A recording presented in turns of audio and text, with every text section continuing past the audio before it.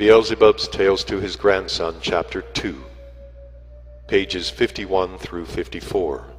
Introduction. Why Beelzebub was in our solar system. It was in the year 223 after the creation of the world by objective time calculation, or as it would be said here on earth, in the year 1921 after the birth of Christ. Through the universe flew the ship Karnak of the Trans-Space Communication. It was flying from spaces Asu Paratsata, that is, from the spaces of the Milky Way, from the planet Karatas to the solar system Pandetsnoch, the sun of which is also called the Pole Star. On the said trans-space ship was Beelzebub and his kinsmen and near attendants. He was on his way to the planet Revosvradendra, to a special conference in which he had consented to take part at the request of his friends of long standing. Only the remembrance of these old friendships had constrained him to accept this invitation, since he was no longer young. And so lengthy a journey and the vicissitudes inseparable from it were by no means an easy task for one of his years. Only a little before this journey, Beelzebub had returned home to the planet Karatas, where he had received his arising, and far from which, on account of circumstances independent of his own essence, he had passed many years of his existence in conditions not proper to his nature.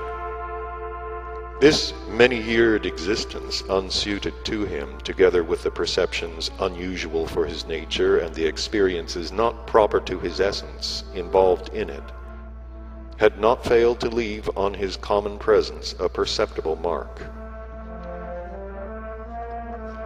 Besides, time itself had by now inevitably aged him, and the said unusual conditions of existence had brought Beelzebub, just that Beelzebub who had had such an exceptionally strong, fiery, and splendid youth, to an also exceptional old age. Long, long before, while Beelzebub was still existing at home on the planet Karatas, he had been taken, owing to his extraordinarily resourceful intelligence, into the service on the Sun Absolute, where our Lord's sovereign endlessness has the fundamental place of his dwelling. And there, Beelzebub, among others like himself, had become an attendant upon his endlessness. It was just then that, owing to the as yet unformed reason due to his youth, and owing to his callow and therefore still impetuous mentation with unequally flowing association, that is, owing to a mentation based, as is natural to beings who have not yet become definitely responsible, on a limited understanding, Beelzebub once saw in the government of the world something which seemed to him illogical, and having found support among his comrades, beings like himself not yet formed, interfered in what was none of his business. Thanks to the impetuosity and force of Beelzebub's nature, his intervention together with his comrades then soon captured all minds, and the effect was to bring the central kingdom of the megalocosmos almost to the edge of revolution.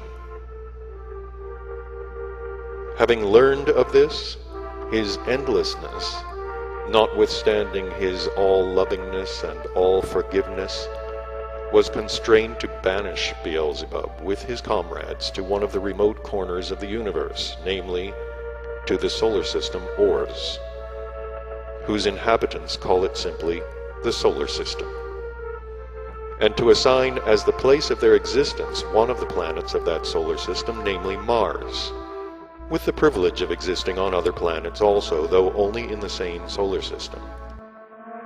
Among these exiles, beside the said comrades of Beelzebub, were a number of those who merely sympathized with him, and also the attendants and subordinates both of Beelzebub and of his comrades. All, with their households, arrived at this remote place, and there in a short time on the planet Mars a whole colony was formed of three-centered beings from various planets of the central part of our great universe. All this population, extraordinary for the said planet, accommodated itself little by little to its new dwelling place, and many of them even found one or another occupation for shortening the long years of their exile. They found occupations either on this same planet Mars or upon the neighboring planet, namely on those planets that had been almost entirely neglected on account of their remoteness from the center and the poverty of all their formations. As the years rolled by, many, either on their own initiative or in response to needs of general character, migrated gradually from the planet Mars to other planets. But Beelzebub himself, together with his near attendants, remained on the planet Mars, where he had organized his existence more or less tolerably. One of his chief occupations was the arranging of an observatory on the planet Mars, for the observation both of remote points of the universe and of the conditions of existence of beings on neighboring planets. And this observatory of his, it may here be remarked, afterwards became well known and even famous everywhere in the universe. Although the solar system ores had been neglected owing to its remoteness from the center and to many other reasons, nevertheless our Lord Sovereign had sent from time to time his messengers to the planets of this system to regulate, more or less, the being existence of the three-brained beings arising on them, for the coordination of the process of their existence with the general world harmony. And thus to a certain planet of this solar system, namely the planet Earth, there was once sent as such a messenger from our endlessness a certain Ashiata Shiyamash. And as Beelzebub had then fulfilled a certain need in connection with his mission, the said messenger, when he returned once more to the Sun Absolute, earnestly besought his endlessness to pardon this once young and fiery but now aged Beelzebub. In view of this request of Ashiata Shiyamash, and also of the modest and cognizant existence of Beelzebub himself, our Maker-Creator pardoned him, and gave him permission to return to the place of his arising. And that is why Beelzebub, after a long absence, happened now to be again in the center of the universe. His influence and authority had not only not declined during his exile, but on the contrary, they had greatly increased, since all those around him were clearly aware that, thanks to his prolonged existence in the aforementioned unusual conditions, his knowledge and experience must inevitably have been broadened and deepened. And so, when events of great importance occurred on one of the planets of the solar system, Pandetsnoch, Beelzebub's old friends had decided to intrude upon him and to invite him to the conference concerning these events. And it was as the outcome of this that Beelzebub was now making the long journey on the ship Karnak from the planet Karatas to the planet Revosvaradendra. On this big spaceship Karnak, the passengers included the kinsmen and attendants of Beelzebub, and also many beings who served on the ship itself. During the period to which this tale of ours refers, all the passengers were occupied either with their duties or simply with the actualization of what is called active mentation. Among all the passengers aboard the ship, one very handsome boy was conspicuous. He was always near Beelzebub himself. This was Hassain, the son of Beelzebub's favorite son, Tuluf. After his return home from exile, Beelzebub had seen this grandson of his, Hassain, for the first time. And appreciating his good heart, and also owing to what is called family attraction, he took an instant liking to him. And as the time happened to coincide with the time when the reason of little Hussein needed to be developed, Beelzebub, having a great deal of free time there, himself undertook the education of his grandson, and from that time on took Hussein everywhere about with him. That is why Hussein also was accompanying Beelzebub on this long journey and was among the number around him.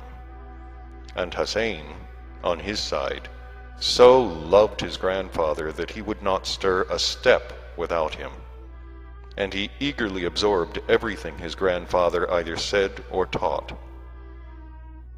At the time of this narrative, Beelzebub, with Hussein and his devoted old servant Ahun, who always accompanied him everywhere, were seated on the highest Kaznik, that is, on the upper deck of the ship Karnak, under the Kalnokranonis, somewhat resembling what we should call a large glass bell, and were talking there among themselves while observing the boundless space.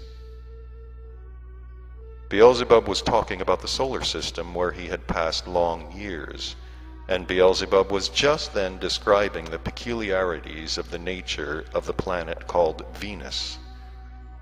During this conversation, it was reported to Beelzebub that the captain of their ship wished to speak with him, and to this request Beelzebub acceded.